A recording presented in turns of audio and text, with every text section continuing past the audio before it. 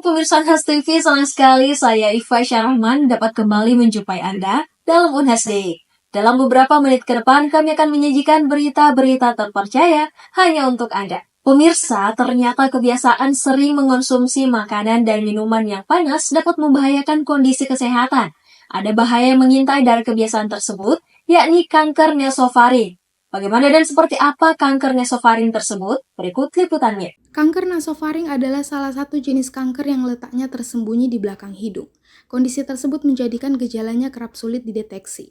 Karena letaknya di belakang hidung dan tidak terlihat dari luar, gejalanya juga seringkali mirip dengan kondisi lain seperti sinusitis atau alergi, sehingga terlambat terdeteksi. Namun gejala awal yang seringkali muncul dari kanker nasofaring seperti gangguan pernafasan, lendir bercampur darah, telinga berdengung hingga sakit kepala. Beberapa gejala ini umum terjadi. Penting untuk waspada jika muncul dalam waktu yang berdekatan atau berulang, terutama pada orang dewasa. Faktor risiko kanker nasofaring dapat disebabkan kebiasaan mengonsumsi makanan atau minuman panas. Selain itu, ada kebiasaan lainnya yang dapat memicunya, seperti sering mengonsumsi makanan olahan atau fast food, serta paparan polusi udara seperti asap rokok dan bahan kimia di lingkungan kerja, juga berkontribusi pada perkembangan kanker ini. Meski demikian, konsultan onkologi dan dokter spesialis THT, Dr. Nova A.L. Peter, spesialis THT BKL menyebut, jika bukan makanan panas saja yang memicu kanker, tetapi makanan yang membuat rangsangan di daerah organ-organ seperti daerah mulut, lidah, dan lainnya. Ini tidak bisa kita secara eksplisit kita katakan bahwa makanan panas bisa memicu kanker. Nanti lama-lama semua orang bilang gini loh, katanya kita disuruh makan jangan yang dingin, harus yang panas. Nah, sebenarnya bukan begitu, tapi misalnya pasien dengan gejala-gejala awal yang mendasari adanya kanker nasofaring, biasanya kita edukasi untuk jangan makan makanan yang membuat rangsangan di daerah organ-organ tersebut seperti di daerah mulut, lidah dan sebagainya, karena makanan-makanan yang merangsang itu kan bisa saja makanan panas, makanan pedas, atau makanan-makanan yang banyak bumbu dan sebagainya. Nah, kalau misalnya makanan panas itu biasanya itu karena kalau dia dikonsumsi secara terus-menerus itu kan dia bisa merusak itu permukaan dari struktur daerah-daerah yang dilewatin atau mukosa, itu bisa merubah di situ karena dia bisa menyebabkan cedera termal. Cedera termal itu misalnya kalau sesuatu yang panas, lapisan gitu kan, terus dialiri oleh sesuatu yang panas terus menerus kan, itu kan dia akan berubah, dia bisa menimbulkan uap dan sebagainya. Nah, kalau secara terus menerus itu terjadi perubahan epitel di daerah situ. Nah, terjadi perubahan epitel di daerah situ bisa menyebabkan terjadi adanya rangsangan inflamasi atau reaksi inflamasi. Nah, secara terus menerus inflamasi terus menerus itu bisa akhirnya menjadi perubahan dari epitel dan akhirnya bisa menjadi suatu keganasan. Nah, tergantung di mana daerah-daerah yang dialiri oleh makanan panas itu. Nah, biasanya kalau dia kena di lidah atau dia kena di daerah tenggorok atau daerah yang paling bawah kerongkongan, itu juga bisa terjadi perubahan struktur di situ. Dr. Nova menambahkan, paparan yang terus-menerus terhadap radikal bebas seperti asap kendaraan, debu kayu, serta penggunaan obat nyamuk bakar dapat merusak jaringan epitel di saluran pernafasan dan meningkatkan risiko terjadinya kanker. Gejala lanjut dari kanker nasofaring biasanya ditandai dengan benjolan di leher yang menyebabkan pasien mencari pengobatan. Dr. Nova pun menyarankan, dengan deteksi dini, peluang kesembuhan mencapai 85%. Karenanya segera memeriksakan diri jika mengalami gejala seperti ingus bercampur darah, mimisan, atau telinga berdengung, terutama jika disertai pembengkakan di leher. Selain itu, penting bagi masyarakat untuk menjaga pola makan sehat dan mengurangi paparan terhadap faktor risiko agar terhindar dari penyakit berbahaya ini. Feni Septiani Samuel, Unhas TV. Pemirsa, ada lagi tempat nongkrong baru di Kota Makassar. Kali ini, tim Unhas TV menjelajahi salah satu tempat kuliner dan hiburan terbaru yang kini tengah menjadi favorit warga Makassar, khususnya kalangan milenial dan generasi Z. Mari kita saksikan lebih lanjut mengenai daya tarik dan keunikan tempat ini dalam liputan berikut. Halo pemirsa Unhas TV, saat ini kita sedang berada di salah satu tempat nongkrong yang lagi ngehits di kalangan Gen Z, Antama Street Food Makassar. Nah, di sini terdapat berbagai jenis jajanan. Nah, kali ini kita akan hunting beberapa jajanan yang tersedia di Food Street Makassar ini. Nah, penasaran gimana keseruannya? Yuk ikuti keseruan tim Unhas TV. Hai guys, ada tempat nongkrong baru di Makassar yang wajib banget kalian cobain. Namanya Antama Food Street. Ini jadi spot hits buat para milenial dan Gen Z. Cocok banget buat kalian yang pengen duduk santai, entah itu bareng keluarga, teman, pasangan, atau bahkan kolega bisnis. Sambil nikmatin menu makanan dan minuman kekinian, kalian juga bisa dengerin musik seru di sini.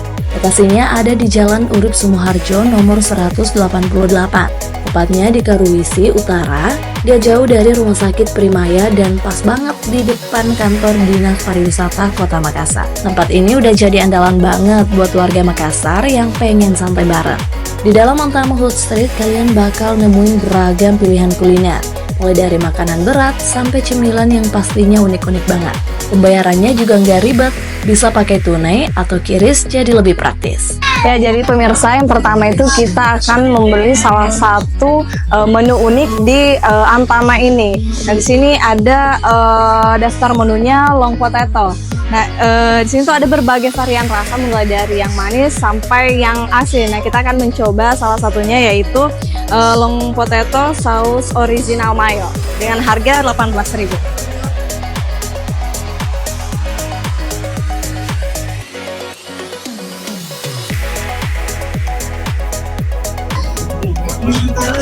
Oke, jadi pemirsa, proses pembayaran di Antama ini itu terpusat pada satu kasir yang berada di tengah-tengah plaza ini. Nah, setelah kita mengambil struk pembayaran di kasir tersebut, itu akan dikembalikan ke outlet yang kita kunjungi untuk mendapatkan makanan yang kita pesan. Nah, jadi pemirsa, selain jajanan Makassar, di sini juga tersedia jajanan khas Palembang, yaitu pempek. Di sini kita akan coba salah satu menunya, yaitu pempek campur dengan harga 25.000.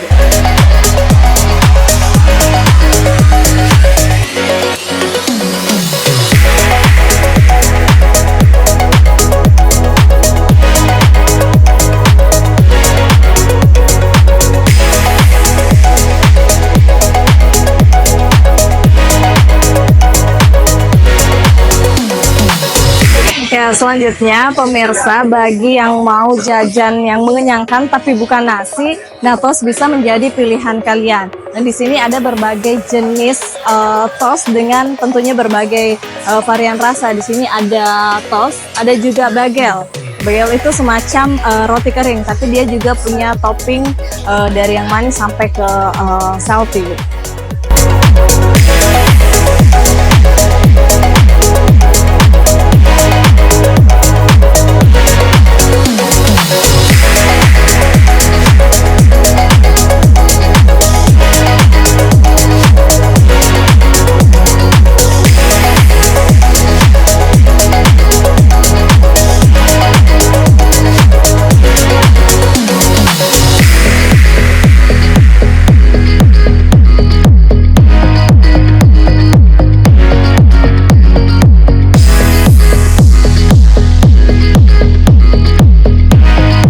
Di sini ada 44 tenan kuliner guys, mulai dari 26 booth, 12 stall, sampai 6 big tenan.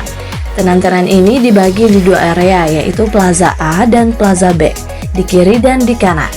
Selain itu ada juga panggung live music yang bikin suasana makin seru, terutama di malam hari. Untuk kapasitasnya, Antama Food Street bisa nampung hingga 400 kursi. Jadi jangan khawatir kehabisan tempat, terutama kalau kalian datang di akhir pekan atau hari libur panjang.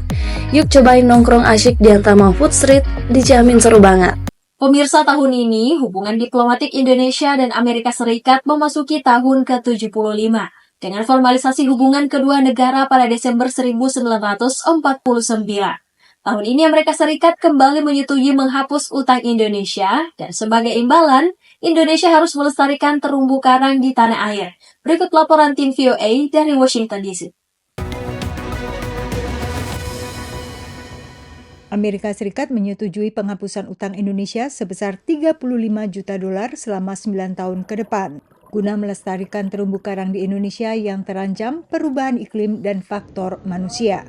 Selain 26 juta utang yang diampuni pemerintah Amerika Serikat, Kelompok nirlaba Conservation International akan menyumbang sekitar $3 juta dari dana itu, dan $1,5 juta lainnya akan berasal dari organisasi The Nature Conservancy. We've always seen the debt swap model as a potential innovative way to generate a new stream of financing and revenue to support conservation priorities in a country. For Indonesia, this is obviously exciting because for us, it's just the first time that the legislation has been used to support coral reef ecosystem. Menurut Yayasan Konservasi Alam Nusantara atau YEKAN, salah satu organisasi pelaksana di lapangan, sebagian dana ini juga bisa dimanfaatkan membantu masyarakat pesisir. Kondisi ekonomi masyarakat di wilayah pesisir masih sangat mengandalkan terumbu karang tersebut. Akibatnya, terumbu karang Indonesia juga tidak dalam situasi yang aman sebetulnya.